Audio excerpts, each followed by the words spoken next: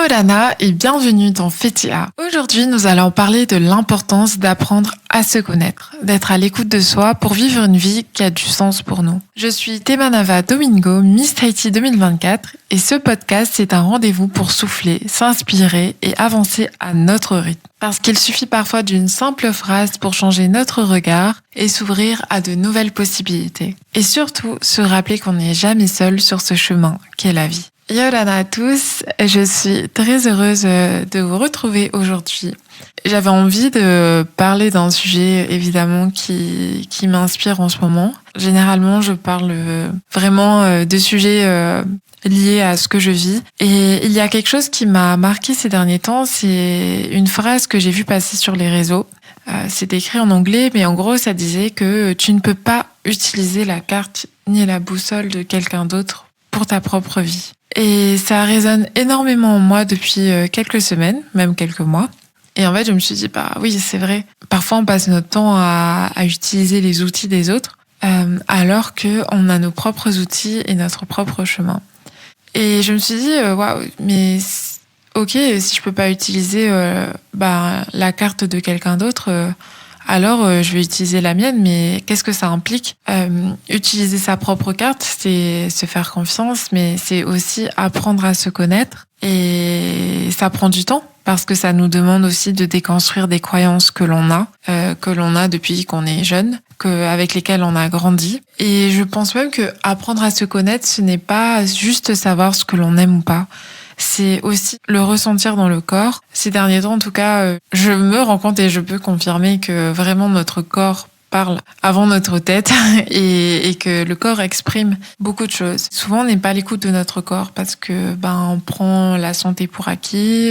Puis même au-delà de ça, on banalise un peu les messages que notre corps peut nous donner, Et aujourd'hui, j'avais envie de parler de ça, de l'important justement d'être à l'écoute de soi. Et pour moi, apprendre à se connaître, ça résonne énormément avec l'écoute de soi. Récemment, j'écoutais un podcast de Thomas Danzenbourg. Je sais pas si je prononce bien son nom de famille, mais c'est une personne qui m'inspire énormément et qui a vraiment une belle vision de la vie et qui partage d'ailleurs de très belles clés. C'est l'auteur du livre Cessez d'être gentil, soyez vrai, si jamais ça peut vous intéresser. Et je disais quelque chose de vraiment précieux. Je le reformule à ma façon, mais l'idée c'est vraiment comment est-ce que je peux être à l'écoute de l'autre, comment est-ce que je peux vouloir cultiver une belle relation avec l'autre si je ne cultive même pas une belle relation avec moi-même. C'est un peu cette image du masque d'oxygène dans l'avion. On dit souvent qu'il faut d'abord le mettre sur soi avant de le mettre sur l'autre. Et c'est un peu ça finalement. Souvent on peut, ne pas se connaître et ne pas être à son écoute, ça peut parfois impliquer de s'oublier et d'être beaucoup plus présent pour les autres. Ce que je ne trouve pas mauvais, au contraire, je pense que c'est une très belle qualité d'être là pour les autres. Mais ça ne veut pas dire qu'il faut se mettre de côté et s'effacer. Dans la vie de tous les jours, apprendre à se connaître, si on veut prendre des exemples un peu classiques, c'est quelque chose de bête. Si par exemple, moi je veux prendre du temps pour moi, peut-être que pour moi, prendre du temps pour moi, ça va être passer du temps avec ma famille, ça va être aller à la mer, faire une randonnée, partir en balade ou ne rien faire tout simplement. Et pour d'autres, ça aura une signification complètement différente. Peut-être que si je demande ça à une amie, elle va me dire non, moi prendre du temps pour moi, j'ai envie de cuisiner, j'ai envie de lire un livre, j'ai envie de faire du sport, j'ai envie d'aller me faire masser, j'en sais rien. Mais c'est vraiment quelque chose de tout simple, mais qui peut avoir tellement une réponse différente pour chaque personne. Et là, on pourrait me dire ça on le sait. Mais en fait, non, il y a des personnes parfois qui ne savent même pas comment prendre du temps pour elles, parce qu'elles ne savent même pas qu'est-ce qu'elles aiment, qu'est-ce qui leur fait du bien. Et je le dis parce que moi aussi, je me rends compte qu'en fait, parfois, je sais même pas ce qui me fait vraiment plaisir. Parce que souvent, dans le discours et dans les habitudes, on va beaucoup se calquer aux autres et s'adapter aux autres par automatisme. Une fois, il y a une amie qui m'a juste dit, mais le matin, pose-toi la question de quoi est-ce que j'ai besoin aujourd'hui. Et je trouve que c'est une question très simple, mais c'est vrai. C'est reconnaître, quels sont nos besoins, quelles sont nos ressources, et de se poser avec soi le matin, en fait, tout simplement parce que généralement, le matin, on se lève et tout de suite, la journée commence. Prendre la voiture, il y a la circulation, je vais au travail et voilà, la journée continue. Peut-être que c'est autre chose pour d'autres personnes, mais de se donner quelques minutes pour soi, je pense que c'est une clé essentielle. Rien que de se demander comment est-ce que je suis, comment est-ce que je me sens aujourd'hui. Thomas d'Anzenbroek, justement, on parle et il dit justement comment est-ce qu'on peut aller à la rencontre des autres quand on n'est même pas allé à la rencontre de soi-même, quoi, le matin finalement. En tout cas, moi, c'est comme ça que je l'interprète. Après, apprendre à se connaître, ça reste quand même l'apprentissage de toute une vie. C'est passer par des expériences, des épreuves, des difficultés, de belles expériences aussi. Ça nous permet d'apprendre à nous connaître et mine de rien, c'est un beau cadeau que l'on a. Même si c'est pas toujours évident, je trouve que aujourd'hui, je me rends compte que c'est un beau cadeau de pouvoir apprendre à se connaître, de pouvoir découvrir en fait ce qui nous plaît, ce qui nous fait vibrer, là où on se sent à sa place. Une métaphore qui m'est venue tout à l'heure, c'est la navigation de nos ancêtres, de nos tupuna. Et je me suis dit, tiens, c'est intéressant comme métaphore parce que avant, on connaît la navigation, on est guidé par la nature principalement, les éléments de la nature, les étoiles, l'océan, les oiseaux, le vent. Enfin voilà, il y a plein d'éléments qui guident quoi. Et dans la vie de tous les jours, c'est un peu ça quoi. On a tous notre va'a, notre pirogue et on est tous à la recherche de notre propre chemin. Et on peut tous s'entraider. Ça, il y a vraiment pas de souci. Mais je me dis que on a tous les étapes différentes, quoi. Tout n'arrive pas au même moment.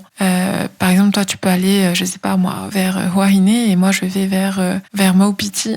Forcément, je vais pas rencontrer les mêmes difficultés sur le chemin.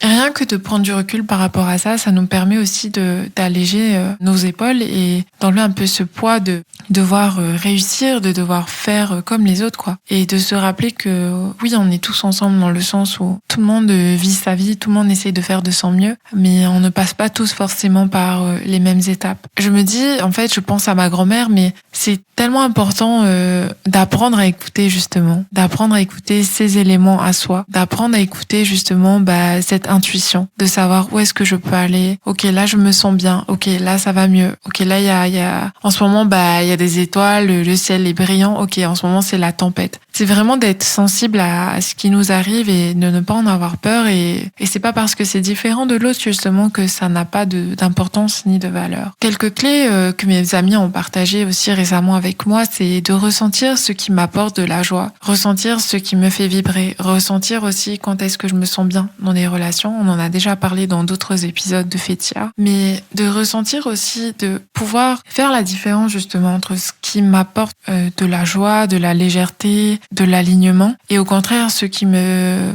fait ressentir plus du poids, de la culpabilité, des peurs, de la lourdeur. Ça, c'est vraiment une question aussi de boussole intérieure, quoi, et de se réapproprier justement sa boussole, quoi, de savoir ok, en fait moi c'est comme ça, et peut-être que c'est différent de celui qui est à côté de moi, mais aujourd'hui c'est comme ça que je me sens. L'écoute de soi au quotidien, je l'imagine par exemple après une journée compliquée, ou le matin lorsque je me réveille comme je disais au début. Mais c'est de prendre du temps et de se demander ok, comment est-ce que je me sens vraiment. Parfois c'est peut-être dur de l'avouer, de l'assumer, de le reconnaître parce que c'est mal vu de pas aller bien. Parce que aujourd'hui pas aller bien, c'est compliqué d'en parler. Pourtant ok, on parle beaucoup de santé mentale et tout, mais on a tellement envie de parfois faire bonne figure qu'on oublie qu'on a le droit aussi de ne pas aller bien. Et donc voilà, c'est un petit rappel que si ça va pas, en vrai c'est normal et c'est important d'en parler. C'est pas quelque chose en tout cas moi j'essaie de m'en rappeler, c'est pas quelque chose qui doit être diabolisé ou qui doit être dont on doit avoir honte. Ce n'est que de passage et ça ne nous définit pas. C'est comme la météo. J'en parle mais parce que j'adore cette métaphore, mais là on est en saison des pluies, c'est la saison des pluies. Mais après, bientôt, il y aura du soleil, quoi. Enfin, je veux dire, c'est vraiment de pouvoir, justement, rester souple face à nos états et de pas penser que ça nous définit. Je parlais de ma grand-mère tout à l'heure parce que justement, elle, chaque matin, elle prend le temps de faire ça. Déjà, elle remercie la vie pour cette nouvelle journée et elle a son rituel. Et je suis admirative parce que, en fait, ça dure que quelques minutes. Mais aujourd'hui, elle est âgée et je vois à quel point elle a de l'énergie et à quel point elle prend soin d'elle. Elle est âgée, mais elle peut toujours aller dans son jardin, faire son ménage. Parfois même, je me dis, elle a carrément plus d'énergie que moi, quoi. Mais en fait, ce que j'admire chez elle, c'est qu'elle prend le temps de poser une intention. Et ça, c'est une nouvelle habitude que je prends en ce moment, c'est de poser une intention pour ma journée. Et cette intention va nous permettre justement de nous guider, de savoir où est-ce qu'on va aller, quel est ce cap que l'on a envie justement de donner à notre journée. Et ça peut rejoindre encore cette métaphore, quoi, du va'a, de la pirogue, c'est sur quelle île j'ai envie d'aller, mais l'intention, c'est ok, qu'est-ce que j'ai envie de vivre aujourd'hui?